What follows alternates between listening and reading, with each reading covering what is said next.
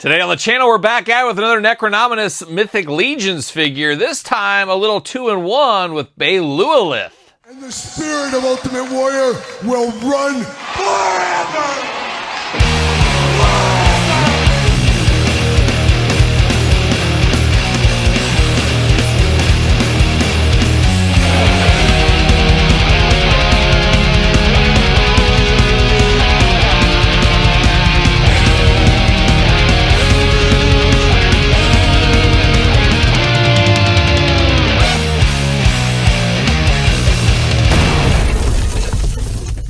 Welcome everyone, Kyle here, and welcome back to the channel for another Necronominus Mythic Legions unboxing and review. And today on the channel, we got an evil one. We got the Beastmaster herself, Belualyth. Sure, why not? But for all your Necronominus needs and a whole lot more, hit up jaystoysandgames.com. Use discount code Kyle. Save yourself 15% on all in-stock items. Got to get a deal out there, and it looks like these went extremely fast over there at Jay's. They just have a few of the Necronominus waves still available, so head over there if you're missing a few of the pieces. But things are selling fast over there with Jay's, especially with 15% off. Got to get a deal out there. And of course, going to do this review like we do all the other reviews on the channel. We're going to take a look at the packaging. We're going to talk about it. We're going to unbox it. We're going to talk about it. We're going to see where it goes from there. And hopefully I pronounced her name right. Belualyth. Probably did not. Legions. Why can't we just name her Karen? I don't know. That's just the way it goes sometimes. A big window box here. Mythic Legions going on. Of course, down low, one of the deluxe figure packs. Necronominus wave over there. Got her little blurb. We're going to read that here in a second. Get a deeper understanding of what she's up to. And then the uniform back on this one. You can pause the video to check this out if you want to. And you can read it as well. But Belualyth, when Necronominus was recalled to Mythos, he did not return alone. Loyal acolytes of the Lord of Death, who had been banished with him after the First Great War, returned as well, including the ghoulish child of Necronominus named Belualyth, a beastmaster who commands a skeletal chimera, the Legion of Turpical, as well as other unnatural monsters that have not been seen in Mythos since the First Age. She resumes her role as one of the generals in her father's undead army. And that's a good daughter, sticking with her dad. How about that? Shout out to her. Of course, but of course we're taped down all the way around the block on this one, but I'm going to take it offline, get her out of the package. We'll be back talking all things Belualyth. All right, we got her out of the package. Let's dive in. Let's start with the accessories, work our way to the figure. And there's a lot to unpack, and it really is a two-figure-in-one deal with this one here. But we do get some extra hands. We got a little bit of a gripping hand over here, and this is the gloved hand, because apparently she's a bit of a falconer, I guess, or an undead falconer, I guess. But she does got that protected hand there. We do get the maniacal hands that I'm going to claw your eyes out hands right here in a nice Smurf blue color. Maybe she's related to Smurfette. Who knows? Somebody asked Grandpa Smurf, and then you do get the opposite gripping hand over here in blue. Black nails going on.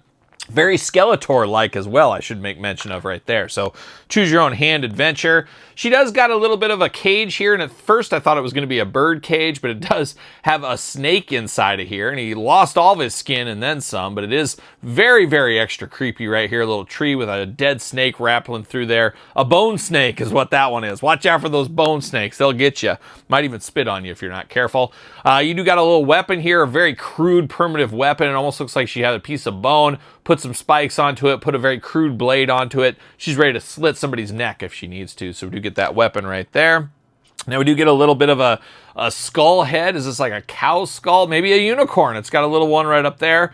But just a little leather piece attached to it. She's making the most out of everything. She's living off these things. Yes, she's killing these animals. It's terrible, but at least she's eating the meat and reusing the stuff. So she's getting everything out of it she can. So she's a good hunter, I guess, as far as those things do go. She does got a little forearm bracer here. Once again, she's a falconer here. You do got a little bird here. Once again, all skeleton. Got a little bit of wings left over there, a little bit of feathers going on, but she's running out of real estate pretty quick. Oh, as I drop it. But very cool, very ornate. Gotta put this on her. I don't know how you couldn't put that on there, but I do like the looks of that. Looking really good. And then I guess we're going to get down to her little friend here. Her little two-headed creature, which is really wild on this one. And I guess articulation-wise, you got that big neck movement there, and then each head does move on its own. Cool thing is these heads are replaceable. You can pop these heads off, and you can put any Legion head on here if you wanted to. So you could put just a normal head on here if you wanted. It's like he's been cursed or something like that. But you do get a very goat's head up here at the top, and then you got more of like a bear skull down here at the bottom there. But very, very cool. Definitely a crazy creature. You got the big tail going on. No articulation really in the tail. Would have been cool if this had like bendy wire in it. You could move this around. Oh, I guess you get a little articulation right there in the middle. So you do get some articulation, I will say. At the top here, almost looks like a snake. You got those two big fangs going on there, looking very cool. Got a nice collar and a leash going on for this guy. Of course, a big real rope going there into a bronze leash on there. Spikes all over the place. You can even use this for a weapon at the end if you wanted to. Very, very cool. Big rib cage going on. Bony arms, bony legs. Definitely a creepy pet. She's just the pet master. She's the beast master, like the movie back in the day. But I'm going to have this on her arm. She's going to be walking the dogs. She's going to be getting after it in my collection, my display, I guess what we'll call it there. But looking very, very cool. I really like that one. And as we always say with these Legions, choose your own adventure. Mix and match. Put that somewhere else if you want to. A lot of fun to be had with that one there. But now we're diving into this. We do got a big bone. I guess it's like a jawbone or something. And it looks like it will plug into her back. Yeah, she's got a spot in her back. You can plug that in like a backpack, I guess, for her. And you can put it upside down, backwards. Choose your own adventure there. But that does plug into the back if that is something you want to do. Nice bone color to that as well. All these bones are not crystal clear, crystal white. They got that yellowish, grimy bone tone to it as well. So I like that a whole lot. Diving into the head sculpt right here, we saw this, of course, with the figure Obscura around the holiday, the Ghost of Christmas Past, I believe it was. You do get two different hairs and two different heads, so you can mix and match between both of these. Which hair do you prefer? Which face do you prefer? I think of the two heads on this one, you get a very more human-like one on this one here, I would say. More like she's just full-on Smurf or Skeletor's mistress, maybe. Who knows? But it does look really good there. Very stoic with the white eyes. A little bit of damage on the forehead. But I like this head more than the second head where she's got the white eyes, but she's more skeleton. She's like missing her nose. She's like decomposing right here. And then the hair differences between the two. There's a little bit of differences. Not crazy different, but once again, you can mix and match, move them around. Choose your own adventure. That's what happens in that Legion life. It gets a little confusing from time to time, but you can really mix and match these figures around if you want to. And just got to figure out which hairdo and which faceplate you like the best. So choose your own adventure, as we do say. Getting down to the figure itself, though, blue skin tone throughout on the arm. The other arm, she's got all kinds of protection going on over there. Got to protect herself in these battles, of course. She does got a little bit of a pelt or I guess a belt, and she's got all kinds of skulls. Little skulls there of like rodents, it looks like, and even a little arm hanging off the side. Looking very good there. Little protection as well and a few pockets to boot. Even has a little whip on the side that is sculpted in. I can just see her whipping this dog, this two-headed dog, using that to motivate him, I guess we'd say. Armor across the top. She's well protected. She does got soft goods down here. Her little strap, I guess her little skirt, I guess we'll call it. And it does have the bendy wire in there, so that's always nice, always welcome. She does got well-protected legs down here. She's got the old Benito Santiago shin guards going on right there. Benito, a slim guy. He wore the female ones, and she's wearing those as well. Got those spiked toes down there in case you need to use those as a weapon in the future. Arms going to go all the way around for us right there. Single-jointed elbow, side to side. Hands removable back and forth, side to side. Head and hair removable back and forth, side to side. Hula hoop, traditional waist, it's in there. A little hard to get to, but it's in there.